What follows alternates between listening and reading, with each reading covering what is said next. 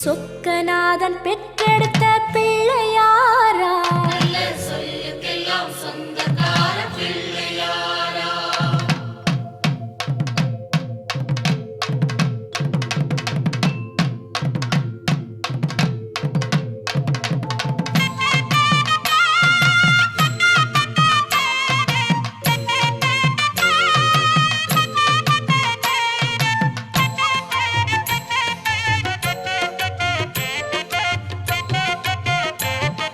சொக்கநாதன் பெற்றெடுத்த பிள்ளையாராம், சொல்லுக்கெல்லாம் சொந்தக்கார பிள்ளையாரா.